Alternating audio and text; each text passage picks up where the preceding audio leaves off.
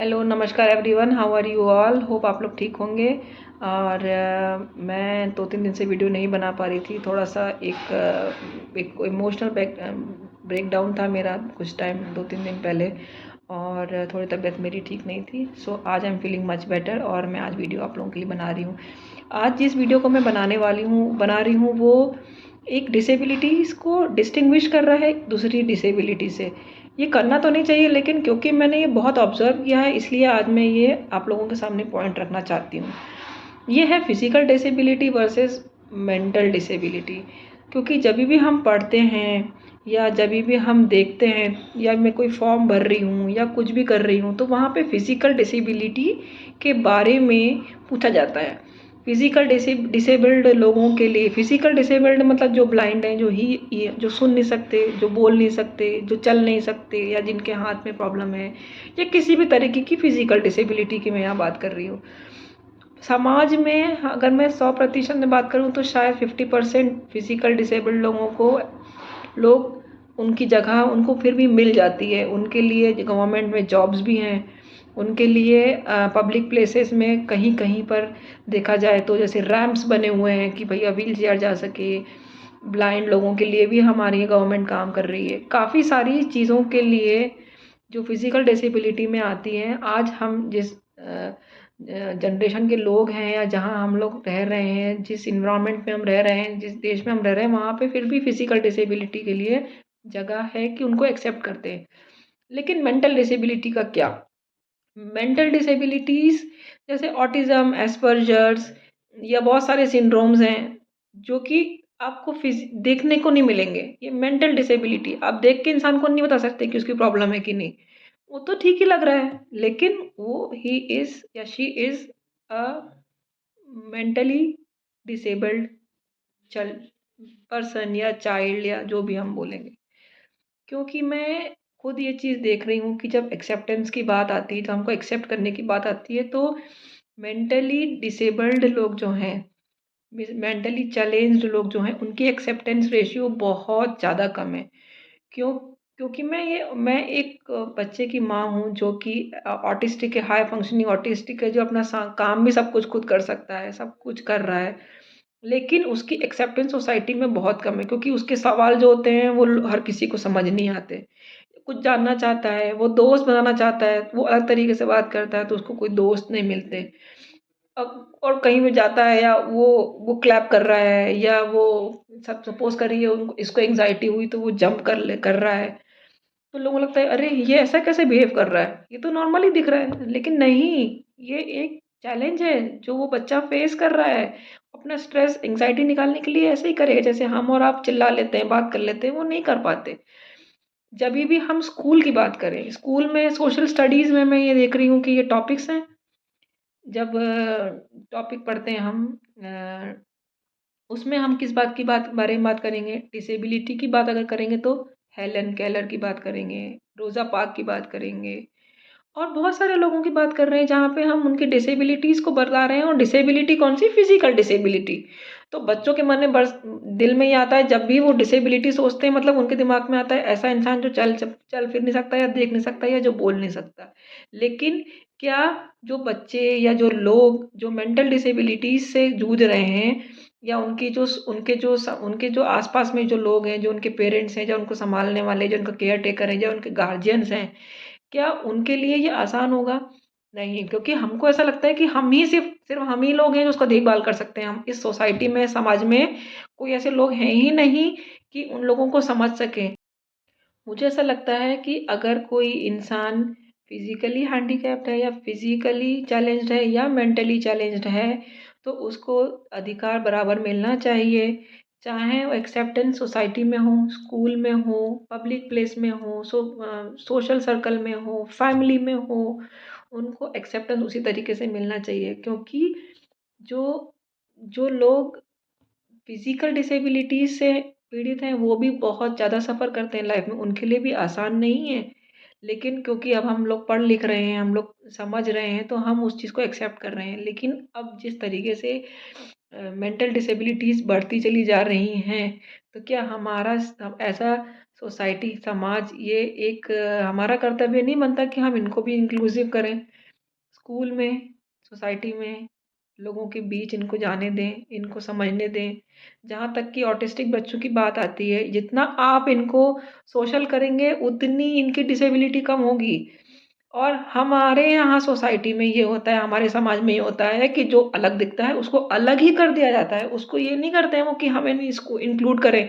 अरे ये कुछ हमसे सीख रहा है या हमें भी। मैं तो उन लोगों से सवाल पूछती हूँ जो कि जो जो ऐसा भेदभाव करते हैं। क्या आपको ऐसा नहीं लगता कि आपके जीवन में भी कभी ऐसे लोग आ सकते हैं? आपकी फैमिली में भी ऐसे लोग आएँगे। कभी आपके पास में इतना बड़ा जीवन पड़ा है, आपकी फैमिली में भी कभी ऐसे लोग आ सकते हैं, क्योंकि भई ये बच्चे हैं, इंसानी बच्चे हैं ना, इंसानी लोग उसको जन्म देते हैं ना, तो वो यहीं से निकलते हैं, यहीं आते हैं, इसी सोसाइटी में, इसी समाज में रहेंगे। तो उस समय आप क्या बोलेंगे? उस समय आप क्या करेंगे? अगर आप इनको एक्सेप्ट नहीं करेंगे, तो आप आप बोलते हैं कि हमने दान कर दिया, हमने पुण्य कर दिया, हमने पूजा कर ली, हमने पाठ कर ली, तो क्या ये हमारे लिए इनफ है? क्या आपके लिए ऐसे लोगों के लिए मन में बुरी भावना ठीक है? जो आपको ऐसा लगता है कि आप सोचते हैं कि इनको समाज में रहना नहीं चाहिए। मैंने बहुत सारे ऐसे लोग देखे जिनको ऐसा लगता है कि इनको तो समाज में रहना ही नहीं चाहिए। इनको तो एक अलग स्कूल में पढ़ाइए, इनको एक अलग जगह में रखिए। और सबसे बड़ी बात जो मैंने ये भी सुनी है कि भाई इनके पेरेंट्स के बुरे कर्म थे कि इनको जो है ये बच्चा मिला तो सज़ा के तौर पे। तो मैं उन लोगों को एक बात बता दूँ, ये सज़ा नहीं है, ये ब्लेसिंग है। ये हम जैसे लोग जिनमें पेशेंस है, जो हम लोग इनको पाल सकते हैं, इनको इनको बड़ा कर सकते हैं, इनकी समस्याओं को समझ सकते हैं, इसीलिए भगवान ने हमें दिया है, हमें सज़ा नहीं दी है। हमें भगवान ने इस लायक समझा है, इसीलिए हमको ये दिया है। तो ये चीज़ आप दिमाग से निकाल दीजिए। जो भी लोग ये सोचते हैं कि हम लोगों को सज़ा मिली है कि हमारे पास में एक डिसेबल्ड बच्चा है, चाहे वो फिज़िकल है या मेंटली चैलेंज्ड है, तो ये हमारे को सज़ा मिली है, ऐसा सज़ा नहीं है ये। तो सबसे पहली चीज़ ये, फिज़िकल डिसेबिलिटी और मेंटल डिसेबिलिटी को अलग-अलग मत समझिए। कैटेगरी अलग है, लेकिन चैलेंजेस दोनों के बराबर हैं। हो सकता है कि मेंटली चैलेंज्ड लोगों के चैलेंजेस थोड़े ज़्यादा ही हैं, क्योंकि वो अपने आप को एक्सप्रेस भी नहीं कर सकते हैं। तो अगर आप इनको एक्सेप्ट करेंगे जीवन में, आपको ऐसा लगेगा कि क्योंकि आप जब इनको जानने की कोशिश करेंगे ना, क्योंकि ना इनमें कपट होता है, ना इनमें द्वेष होता है, ना इनमें ऐसी चीज़ होती है कि वो किसी का बुरा कर सकते हैं, ना इनके लिए कोई बुरा होता है। तो आप जब जो इंसान जो हम बोलते हैं ना भगवान की पूजा, ये भगवान की पूजा की तरह ही है कि आप इनको एक्सेप्ट कर रहे हैं, क्योंकि ये बच्चे जो है ना, ये भगवान का रूप है। ऐसा हम कहते हैं कि ये संत हैं, ये संत हैं। संत क्या होते हैं? संत वो होते हैं जिनने अच्छे कर्म किए होते हैं, जिन्होंने किसी का दिल नहीं दुखाया होता है, जिन्होंने तपस्या की होती है। ये बच्चे उन्हीं की तरह हैं। ये बच्चों की अगर आप थोड़ी-सी भी थोड़ा-थोड़ा करके अगर हम समाज में थोड़ा-थोड़ा करके अगर चीज़ों को हम समझेंगे और इनको अपनाएँगे, तो मुझे लगता है कि हमारे जैसे पेरेंट्स हैं, उनकी समस्याएँ बहुत कम होंगी। ये बहुत छोटा-सा चैलेंज नहीं है, ये बहुत लंबा लाइफ़ लॉन्ग चैलेंज है। हमें लगता है कि जब हम लोग इस दुनिया से जाएँगे, हमारे जैसे कई पेरेंट्स कभी भी शांति से हम लोग भगवान के पास जा भी नहीं पाएँगे, क्योंकि हमको पता है कि हमारे पीछे हम एक बच्चा छोड़ के जा रहे हैं जिसको देखने वाला शायद कोई नहीं है। तो मैं आज जब 41 की हूँ, तो मुझे ऐसा लगता है कि अगर मैं 30 साल और जीती हूँ और 30 साल में जी कर के मैंने 30 लोगों को भी इस बारे में जागरूक कर दिया कि भाई डिसेबिलिटी को डिसेबिलिटी की तरह देखिए, उसको बाँटिए मत कि फिज़िकल डिसेबिलिटी आपको दिख रही है, तो आप उसके लिए तो मन में एक भावना रख रहे हैं कि एक कोमल सा आपका मन हो जाता है या आपके मन में एक दया की भावना आती है। आपकी वो भावना हर उस डिसेबल्ड इंसान के लिए होनी चाहिए जो कि इस चीज़ से परेशान है, क्योंकि हमारे को सिर्फ हमारे जैसे पेरेंट्स को एक एक्सेप्टेंस सोसाइटी में मिलेगा ना, तो हमारे लिए बहुत होगा। क्योंकि समझने को कि हमारे लिए सबसे वियर्ड बात ये होती है कि हम उसको लेके जाते हैं कहीं बाहर, तो हमारे लिए उसका जो बिहेवियर है वो अलग है और सारे लोग हमको घूर के देखने के, अरे इनका बच्चे को क्या हो गया, इनका बच्चा तो कैसा ही दिख रहा है, कैसा अलग है। तो जब आप ये करना बंद कर देंगे, घूरना बंद कर देंगे, हम लोगों से फालतू के सवालों को पूछना बंद कर देंगे, उन्हें इंक्लूड करेंगे, थोड़ा सा समझ लेंगे, तो हमारे लिए बहुत आसान होगा। और डिसेबिलिटी मेंटल और फिजिकल दोनों को बराबर से ही दर्जा दिया जाए। सरकार को भी मैं रिक्वेस्ट करूँगी कि फिजिकल डिसेबिलिटी के लिए आपने बहुत कुछ किया है, मेंटल डिसेबिलिटी के लिए जो आप कर रहे हैं वो बहुत कुछ नहीं है। हमारी समाज में हमारे गवर्नमेंट के जो रूल्स हैं उस वो बनाए हुए हैं, लेकिन फॉलो कहीं नहीं होते हैं। स्कूलों में हो चाहे कहीं पर भी हो, मैं अभी आज तो सिर्फ स्कूल की चैलेंज की बात कर रही हूँ, जिस बात में आप लोगों को अभी बता नहीं सकती हूँ, उस टॉपिक को मैं अलग एक डिस्कशन करूँगी, क्योंकि वो बहुत बड़ा टॉपिक, बड़ा भी नहीं, मैं ये कहूँगी कि बहुत इम्पोर्टेंट और बहुत ही दिल दुखा देने वाला वो एक इंसिडेंट होता है जो कि हम लोगों की लाइफ में होते हैं वो, और वो हम लोगों के लिए बहुत मुश्किल है कोप अप कर पाना।